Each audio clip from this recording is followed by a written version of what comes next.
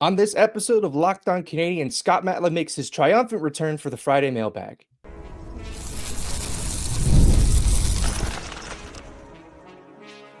You're Locked On Canadiens, your daily podcast on the Montreal Canadiens, part of the Locked On Podcast Network, your team every day. Hello and welcome to episode 1209 of Locked On Canadiens. Thank you for making us your first listen of the day, for subscribing wherever you get your podcast, doing that supports the show, and make sure you don't miss an episode. Today's episode is brought to you by FanDuel. You can start the season with a big return on FanDuel. New customers can place a $5 bet, and you'll get started with $150 in bonus bets if you win that first $5 bet. Visit FanDuel.com to get started. My name is Ian Boisvert, also known as @MaybeIt'Ian, and I'm joined as always by Laura Saba. And we are also joined by the guy on the bottom of the screen now. You know him as a writer for Habs Eyes on the Prize, that guy who posts highlight gifs. And oh yeah, he used to host this show. After 4.5 months, he has finally returned with the darts and milk. Scott Matla is back. Scott, how are you doing today? I'm doing wonderfully, actually. I was supposed to do this a little while ago, and then things got in the way of coming on. I promise I haven't been avoiding anything, coming back on this show or doing anything. Life has just been very busy at work. And for the person on Instagram who keeps DMing me, bro, come back to the show, sup. So I promise I will not be a stranger for a long time going forward on this, that hopefully going into 2025, I'll have more time to, guest on this and other Canadians related things around the world. I kind of enjoyed my little break from podcasting. I did a darkness retreat. Didn't turn into a psychopathic New York Jets quarterback, and just refused to cut my hair and got a Dark Souls tattoo instead. So here we There's are. time for that first part. We could still figure that out. The Jets are still looking, I think. So I think there's some room there. Well, my Achilles are both intact, so I think I'm ahead of Kirk Cousins on the trade list, and definitely not losing my mind like Aaron Rodgers. So we can make something happen probably for the New Jersey Jets, not New York. There's only one football team in New York State, and that is the Bills. Go Bills, and etc. Nice.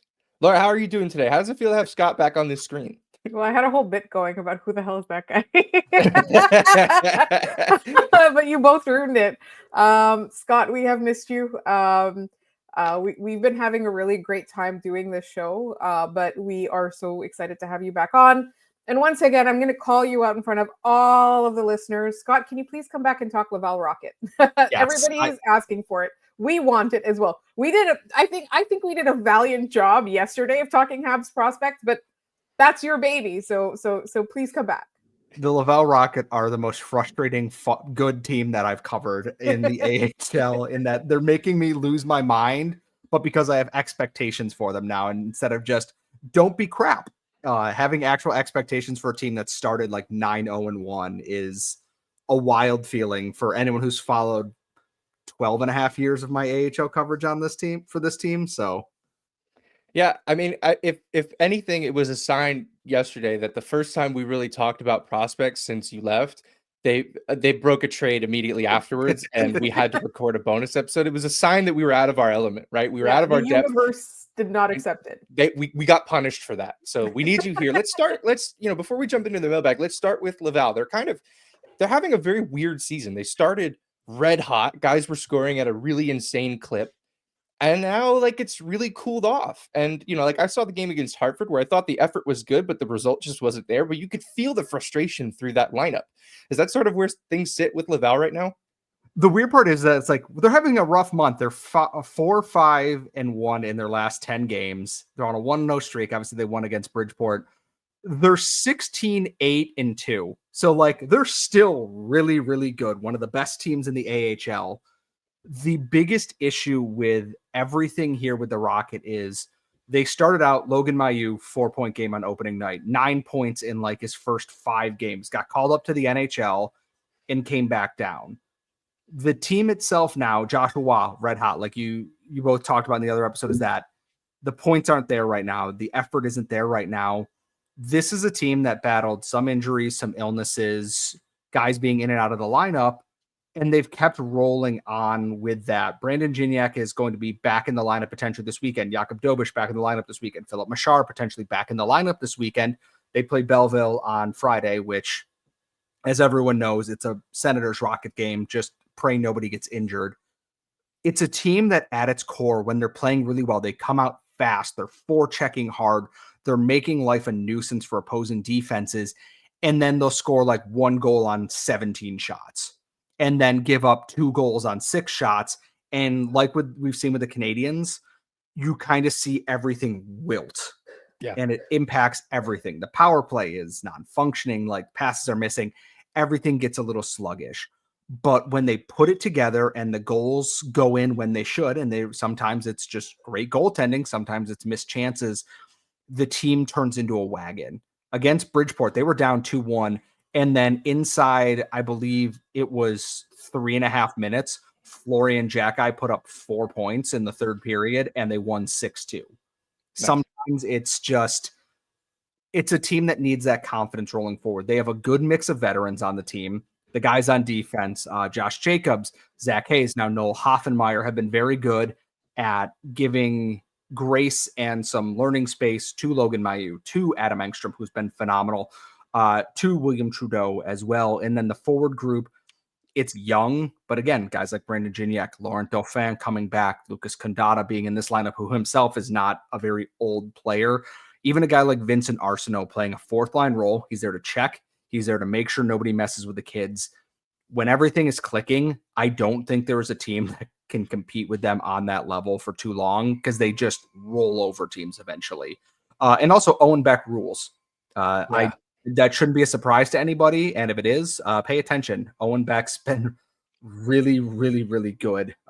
Where Joshua Waugh has fallen down the lineup, Owen Beck has taken every opportunity to continue going up that. He has been nothing short of incredible for the Rocket this year. Yeah, I noticed that in the game that I saw, that Owen Beck definitely stood out. I did think Waugh was disappointing. You had told me to look out for him in that game, and I did, and there wasn't much. I mentioned on the last episode that it was funny. I was watching a line with Joshua Waugh on it that was being driven by Laurent Dauphin. Like, that shouldn't happen at any level, let alone the American Hockey League. So, I find that he's going to need to step it up. Like, the spotlight is especially bright on him, because I think people, at least at forward, other than Owen Beck, like, he's probably the one that people expect the most of. Like, Luke Tuck is coming along, but like, we don't see him as like potentially a middle six, secondary scoring type of player like Waugh can be. I look at this lineup, and Waugh is, like you were saying, the guy we expect the most from in the AHL. Like, obviously, people expect very much the most from Ivan Demidov and potentially Oliver Kapanen next year. And for someone like Waugh, this is, and you talked about this with Justin Barron, was like, this was a year to show us what you have got. Make us make a decision. Justin Barron didn't really do that. He's now been replaced by Alexander Carrier, which is fine. For someone like Joshua Waugh, this is your opportunity. There were times this year that, like, the middle six on the Canadiens is not playing well. They are crying out for a scoring winger. And you got to the NHL then after that. Yeah, you're maybe playing bottom 6 minutes, but the opportunity is there. I look at the Bergevin Misfits line of Dvorak, Gallagher, and Anderson. Are they great players? No, but is that line functioning and doing everything they can to create chances? Yes. You can fit on that line and finish plays that, maybe Brendan Gallagher or Josh Anderson are not, because you have a different skill set than them. It's been shown that, Pascal Vincent is not afraid to demote him down the lineup. Waugh got dropped down the lineup against Bridgeport, and, Jared Davidson coming back in the lineup got promoted. Jared Davidson is stepping up in that stead of Joshua Waugh. He's got 12 goals on the year, leads the team. Pretty good impression to make after getting your entry-level contract. And as for a guy like Luke Tuck, this is the kind of guy that I think is going to be playing. At the NHL level, it'll be a fourth line role, maybe a third line defensive checking role. And he does that very well. There's more skill than I anticipated there with him. He's scored some big goals this year, set up some big goals this year. He's everything you want out of a big-bodied power forward. He and Florian Jacki have really kind of cemented that fourth line. And you think, oh, he's a second-round pick playing the fourth line in the AHL. So was Raphael Harvey-Pinard, was a fourth line forward in the AHL at one point. And then, he's obviously now back in the AHL. But my point being, just because they're starting there doesn't mean that there's not an opportunity for them. We saw it with Michael Pezzetta, got sent down to the AHL, came up and was an NHL regular up until this season with what's going on. The opportunity is there for these guys. It's just up to them to, actually seize that this season right now. Yeah, no, and that's sort of the vibe I get just from consuming the media around that team. So it's good to get that confirmation. We'll have to have you on more often to just break down the Rocket because most people don't have the time to consume 2 hockey teams worth of content. So your work is invaluable in that space. All right, we do have to head on to our next segment where we're going to jump into our mailbag, and Laura has a fun little game cooked up for Scott and I. So we'll get into all that in just a minute. Today's episode is sponsored by PrizePicks. If you love sports, you're going to love PrizePicks, the best place to turn your sports knowledge into real money. Whether it's hockey, football, or any other of your favorite sports, PrizePicks makes it easy to get in on the action. Here's what you need to get started today. You can win up to 200 times your money on PrizePicks. Get $50 instantly when you play that first $5 lineup. No need to win. The $50 is guaranteed. PrizePicks also offers fun weekly promotions like Taco Tuesday, where select player projections are discounted up to 25%. For example, maybe this week you can look at Patrick Laine to have more than 4 shots on goal, or Nick Suzuki to have more than 1 assist. It's so simple and easy to make my picks and have fun with my friends while potentially cashing out fast. Download the app today and use code LOCKEDONNHL to get $50 instantly after you play your first $5 lineup. That's right, $50 instantly on PrizePicks. Run your game. All right, we are back. We have to get into our mailbag now. We promised a full episode mailbag, but we couldn't help ourselves. The first mailbag question was from us, which was what's going on with the Rocket. So we'll wear that one. We'll put it on our tab. But we do need to get into the rest of our questions. Our listeners sent in a bunch of really good ones, and we'd like to, we're getting ready for the holiday season. People are probably looking at podcasts like this to have a little bit of fun. So we'll have a little fun today. Adam Upall asked this in our YouTube chat. We recently said on the show that Xhekaj was or has been the Canadiens' most consistent defenseman. How serious would that comment be as of today? And how does he rank among the D? Where are we at on this? Laura, I'll start over with you and then we'll move to Scott. Where are you at on Arber Xhekaj nowadays? I think, well, if we're talking about consistency, I honestly think that other than Lane Hudson, he's the highest in terms of consistency, right? And so if that's what we're ranking, he's number 2. If we're talking about rankings in terms of quality of defenseman, I don't think he's moved up the lineup. That's fair. Yeah. I'm going to say similar. I think Lane Hudson is the most consistent defenseman on the Canadiens because fans expected some of the hiccups that come with being a rookie undersized defenseman in the NHL. He's learning on the fly and quite frankly, thriving and succeeding at that point. Arber Xhekaj from the start of the year when we talked about how he's taking bad penalties and he's being a little bit reckless, something in his brain clicked around this time last year too, when he was in the AHL and everything kind of came together. He looks phenomenal in that role. If he's that middle pairing of 4, 5, 6 defensemen, again, found money for a guy who was undrafted from the Marc Bergevin regime, credit where it is due on that. I think he's definitely the most consistent one right now, but on the tier list of defensemen, I think you have Hudson and Matheson at the top there. And then I'm interested to see where Alexander Carrier fits into that, just because I'm not 100% sure yet. I haven't watched a ton of that because why would I suffer through watching the Nashville Predators this season?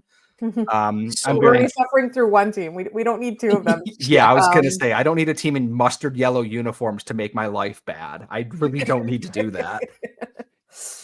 Yeah, I'm right there with you guys on Xhekaj. I think, with Marty talking about Jaden Struble, he talks about all his players this way and that they need to raise their floor. I don't think Xhekaj's floor is much higher than anybody else's on the roster, if it's higher than anybody's. But his, the gap between his floor and his ceiling is very small, right? Like the range of potential outcomes for Arber Xhekaj at this point in the season is very, very thin. Yeah. So that's you have a, yes, he's playing third line minutes, but that's a line, that's a pairing you can roll out and be fine. I'm not worried about Arber Xhekaj costing the Canadiens a game right now, which is a far cry from where we were in the preseason, where he was braining dudes and getting kicked out of the game, right? We are in a much better position now than we were with Arber Xhekaj just a few months ago. Oh, and before Kay yells at me, I forgot Caden Gooley. Caden Gooley would go right behind Matheson and Hudson on this team, potentially surpassing Matheson if he's playing on the proper side of the ice. Please don't yell at me. She just called off the sniper, so you're good. Yeah. Locked on Sharks ask, when is Scott going to paint my chicken coop? Paint my fence.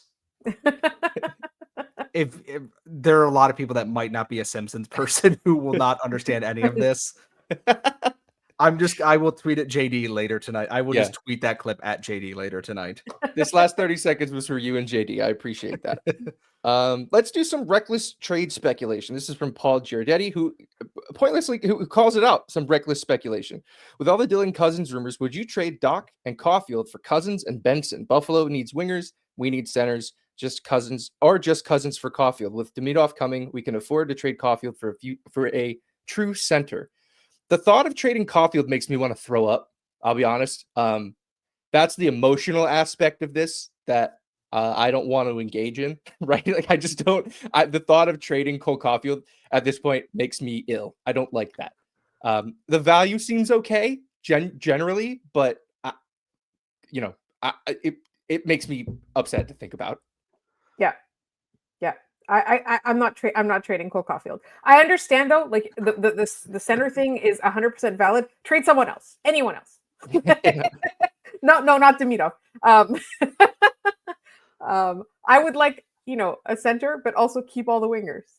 This question looked like it distressed Scott. Scott, what's happening over there? No.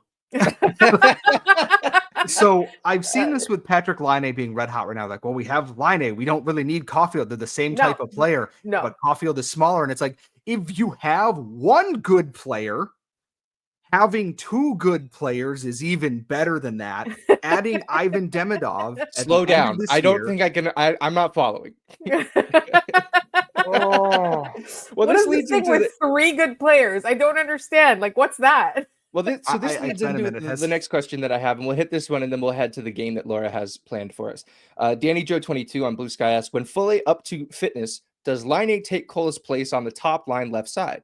I think that's at least could be a legitimate conversation, right? Yeah. Like the way that Laine is playing right now, it would be nice to see him get that role. Where are we at there, Scott? I'll start with you.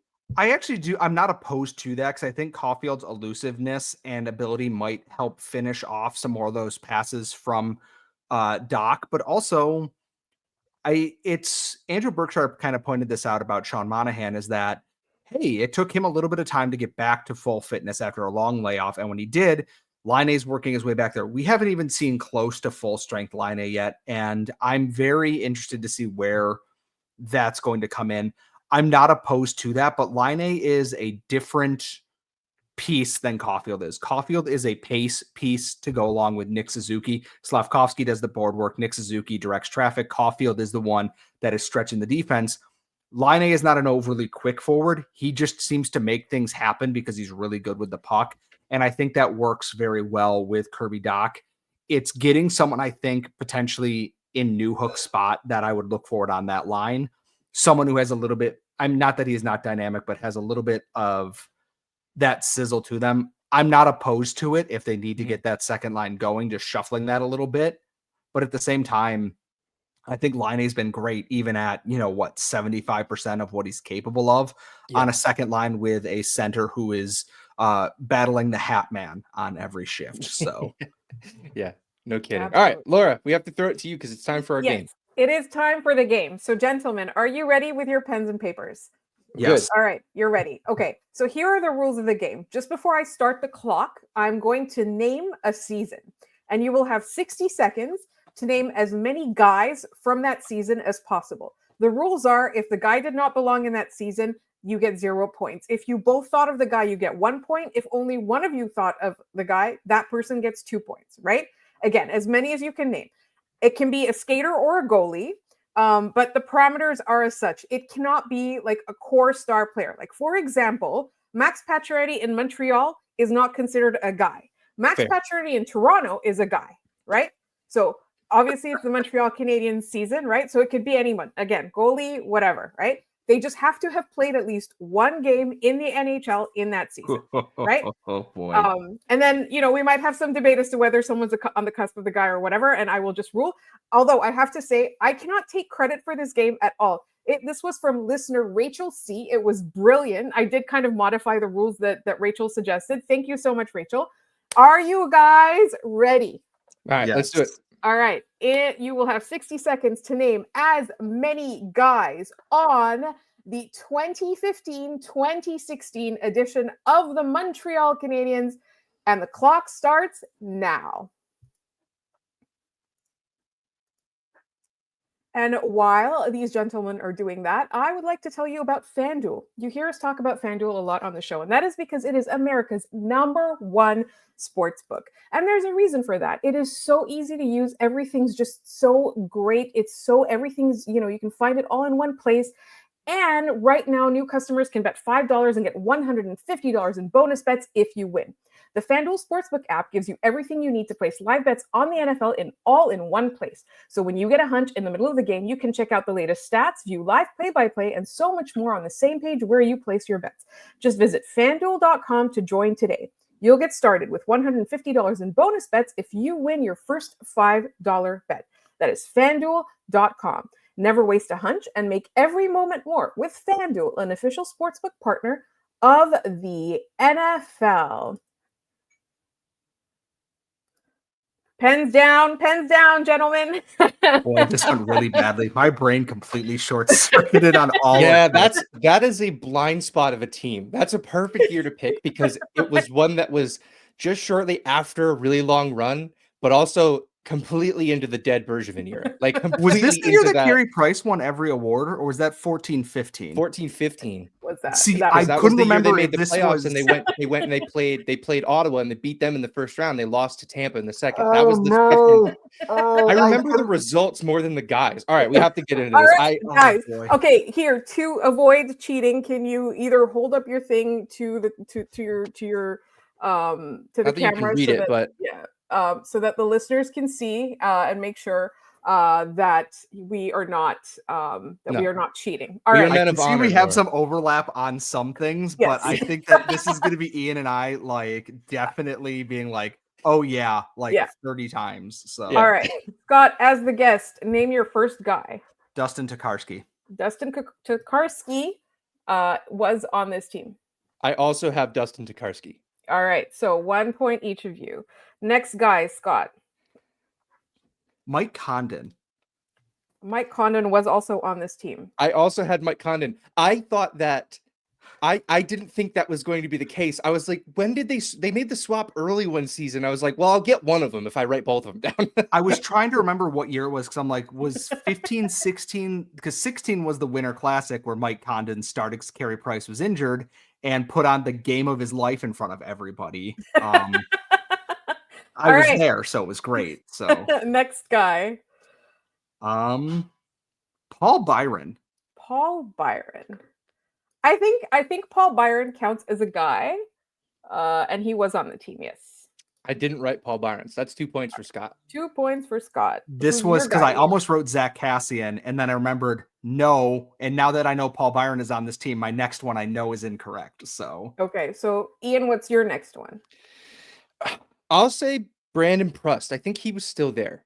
But if Paul Byron is on this team, that means Zach Kassian was on this team, and then Zach Kassian was waived or traded. Was that the Kassian year? Dang. Yeah, because Paul Byron ended up making this team because Zach Kassian crashed his truck into a tree and missed the start of the season. So Zach Kassian is not part of this team. And well, he never played any games. He wouldn't. If you're looking on Hockey Reference, he would have never played a regular season game. He played preseason games, wore an A, and then after the last preseason game, crashed his truck into a tree. Right, but I did say they have to have played at least one NHL game. Yeah, but Brandon Prust on this team though, and I don't think it was. Are we in the Kassian Prust dead era? So this is the time where we had neither of them. No, we did not have either of them. So 0 points for those. All right, Scott, next player, please. I don't know if this would have been this year or the next year, but I said Charles Hudon. He's there. Yeah, I don't have him. Okay, so 2 points. Of course, I'm the one who remembered that. Yeah, I knew it. As soon as I saw his name, I was like, he's still playing. He's in the AHL, the Ontario Reign. Is he really? I thought he went back to. I thought he went back to Europe. Admittedly, no. I saw JD post all the gifts from the Sharks, the Barracuda games, and Charles Hudon scored the other night. And I went, wow, he's still going. That's sick. All right, next guy. I put Christian Thomas. Ooh, that is a great one, and he was there. Yes. Dang. Yeah, Scott's absolutely mopping the floor. I'm with just I the know, actual and picking you numbers. were AHL saying that dudes. this was a blind spot. I saw you scribbling Ian. I thought Ian definitely won this No, game. no. The one I I just have that picked- I wasn't sure about was Darren Dietz. Was he still there? Ooh. He was on that team? Yeah. Let's go. That to me, even if I lose, I won because I got that one. That's Let sick. me That was let KHL me just, leading like, triple check that. defenseman Yes. scorer, Darren Yes. Dietz. Current Kazakh national, Let's Darren go. Dietz. So Ian, that's your first 2 points. Let's go. How many more guys do we have? I have 2. Okay. Who are you 2 guys? I have Sven Andrighetto. That I want to give you 5 points for that, but because I didn't because I was like, if anyone thinks of this, I'm gonna give them 5 points. But no. So Scott, did you have Ian, did you have Yes, I had Sven Andrighetto, and I wasn't sure what season they made the Ott trade and the Dwight King trade. So it must have been later that year, correct? 16-17, because No, that was the they're year they not went here. into the Ranger series, and the only good forward we had was Steve Ott, and nobody could score a goal. No, Right. they're not here. It's the following year. See, you guys remember so much. All right, so Scott, who's your last guy? I don't think this is going to count as a guy, but I remember this. Jeff Petrie. Jeff Petrie's not a guy. Yeah, that can't be a guy. Come you on. guys- I know. We were you I guys- was getting desperate the to write a north. name down, so I'm just like, screw it. I'm putting Jeff Petrie on the list. That is 0 At the end points. wrote George Paris, which I know isn't correct. I panicked at the end and wrote George Paris. I don't think that's right. Peros. Okay, so No. did you, other than George Peros, did you have no? I'm that was just it. double checking everything because even though I looked through it. All right, so Ian, you have 5 points. Scott, you have 8 points. So Scott is the victor of Rachel Carson's game. We're doing this again. Yes, We are all doing right. this again. Yes, we're definitely doing this. We'll come up with some more rules. I'll come up with either a bonus or something like that. But again, I want to credit Rachel C for this game, not me. I didn't think of it. I decided to do it, and I streamlined the rules a little bit. But we are running out of time. Let's do 2 more questions with Scott, and then our contest, and then a special trivia for Scott's birthday. And then sign off. So we are going to be a little bit longer than usual, but not too long. Yeah. Well, let's start with the a question for me, just the Barron trade. Where are you at on that? What went through your mind, and where are you at on it now after sleeping on it? I texted this to you, I think either last night or this morning, and I go that Justin Barron wasn't good enough to replace Matheson or Hudson on the power play, cannot PK, and wasn't playing good enough defense to allow Gooley or Jack-Eye or anyone on the left side to grow because they are doing too much otherwise. Alexander Carrier, despite being older, signed for a little bit longer, a little bit more expensive, provides the defensive stability this team needs, and a second right-handed penalty killer that is not David Savard. Yeah, and that alone is, if he just fills that spot and he's a watermark guy, great. And then when you have a Bogdan Konechkov, a Logan Mailloux, a David Reinbacher, an Adam Engstrom, a whomever coming in and he goes down the lineup, great. More stability in that lineup. I'm hoping that Barron can find his footing in Nashville. Whether he replaces Yossi or Shea on either power play unit, I don't know, but it's clear that course had run itself here and he didn't seize a spot well enough to beat out Jaden Struble or any of the other pieces coming up here. I'm a big fan of the trade. Please stop yelling at me about saying we lost the Lehkonen trade. I forgot that picks became Michael Hage. Even if they did, we had to add more picks for that to become Michael Hage. I don't think that's the wrong opinion to say that the Lehkonen trade did not go well. I think that's a different. They had to add to the picks. It wasn't just like they took the pick from the Colorado trade and made Michael Hage out of it. That's not. And also, Lehkonen just then immediately won a Stanley Cup afterwards. So I'm like, yeah, okay, exactly. that stings a little bit. Anyways. I need to fact check myself real quick. Scott, you don't have 8 points, you have 9. Sorry, Ian. It keeps getting worse. Yes, it's getting worse. Yeah, because I suffered through Sylvain Lefebvre and the Ice Caps at the time and watched all of my prospect hopes die under Michel Therrien. So I'm torn on my loyalties here too. I've known Scott much longer, but Ian's my current co-host, so I don't know who I'm rooting for. You played by the rules. That's all that matters. We live and die with honor on this show. All right. Last question from Jordan Roberts. Welcomes you back, Scott. He did ask about wish list for the Canadiens' last 6 games of the season, but we only have time for one of these, and the one that I think is more helpful. He wants to know some coolest spots to check out before they see the Habs play the Sabres in Buffalo on March 1st. He also extended an invite for a pregame beer with all 3 brothers to continue his Locked On Canadiens lore, but I will let you work that out with them. Cool spots in Buffalo for people to check out. So it depends on what you're looking for and at what time the game is. If you're looking for a pregame cocktail and a artisan sausage, go to Ballyhoo right on, I believe that's Michigan Street there, right around the corner from the arena.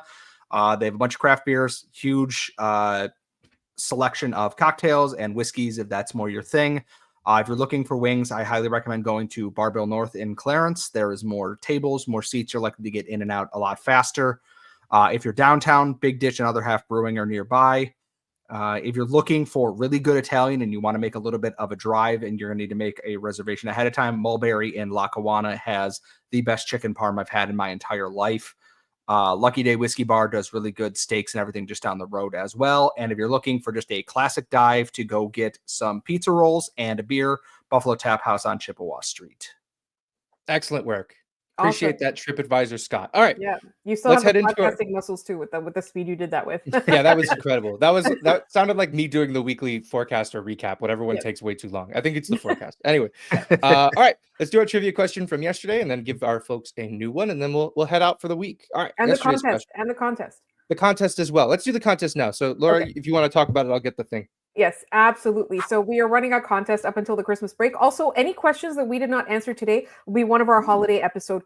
We're going to have a holiday mailbag. Any questions not answered today are going next week. All right. So Ian is waving his precious Carey Price signed 13x11 picture there, and we are going to give it away to you. He's going to part with it because we love our listeners so much. All you have Take to it do away from me. is send us a screenshot showing us we are in your top 5 for Spotify Wrapped or any of the podcasting apps that aggregate your end of your data like that. Or you can send us a screenshot of you leaving us a review, a recent review. And you have up until the Christmas break. Once we're back from the Christmas break, we'll make a list of all the people that have submitted contest entries. We will do a draw. We will do it, we'll be transparent about it. And then we will send the winner this picture, and that is our contest. You can send that screenshot to us at lockedoncanadiens@gmail.com. And you can find us on social media, Locked On Canadiens on Blue Sky, TikTok, Instagram. Any of these channels work. As soon as I confirm entry, then you'll know you're good. The efficiency Trivia. we're moving with right now is incredible. All right, we're moving on to our trivia question now. Yesterday's question was, since the year 2000, Montreal has scored 48 hat tricks in both the regular season and playoffs. Trevor Linden had the first of the new millennium, and Patty Laine, of course, has the latest. Montreal torched one team for 5 hat tricks in that time span, the most Montreal has against any one team in that time. Which team has Montreal scored 5 hat tricks against since the year 2000? Scott, do you have the answer? I think it's one of two things. I either think it's Philadelphia or it's Columbus. Your first guess is correct. It is the Philadelphia Flyers. Would you like to hear the hat tricks? Because I think they get less funny as it goes, but they start off hilarious. I am always here for hilarious hat tricks. For the record, my guess was Boston, and I was so sure about it, and I was wrong. Yeah, no, they have one, and it's the Camilleri hat trick. All right, the first one, January 14th, 2002, Oleg Petrov. Incredible. Starting strong with some dudes. January 25th, 2006. This was a 4-goal game from Jan Bulis. Jan Bulis had a hat trick. That's amazing. Then in the next game against the Flyers, which was only a week or so later, Michael Ryder had a hat trick on February 5th, 2006. They were just torching this team. And then, of course, recently you have Brendan Gallagher back in 2019 and Juraj Slafkovsky last season. So I don't know, like that. They have 4 against Buffalo, which is what led me into this conversation to begin with. But yeah, for some reason, Montreal has just torched Philly in that respect. Wow. All right, the trivia question for tomorrow. So at the time that you were listening to this, it is Scott's birthday. Happy birthday, Scott! And the trivia is very topical. Yes. You want to read it, Scott? You do it. No, it's your show. I'm stepping on your toes. You read it as your show. So, well, okay. It is Scoot Mortla themed. Which former Hab and current Canadiens prospect share a birthday with Scott Matla? Which former Montreal Canadian and current prospect share a birthday with Scott Matla? If you have the answer, put it in the comments down below. We'll pin whoever gets it right and shout you out on the next episode of the show. But unfortunately, that's all we've got time for today. Thanks so much for tuning in and for making us your first listen of the day. For your second listen, find Locked On Fantasy Hockey, become a fantasy hockey expert, and get the edge over your league mates with daily tips from Steal and Flip. Find Locked On Fantasy Hockey on YouTube or wherever you listen to podcasts. You can find me at Maybe It's Ian. You can find Laura at The Active Stick. You can find Scott at Scott Matla. You can find Locked On Canadiens as Locked On Canadiens just about everywhere where we are posting. And you can email us at lockedoncanadiens@gmail.com. Send in your contest entries. We're booking them for at least the next couple days. We're stopping around Christmas, so make sure you get those in. Thanks for tuning in. Enjoy the games, and we'll see you next week.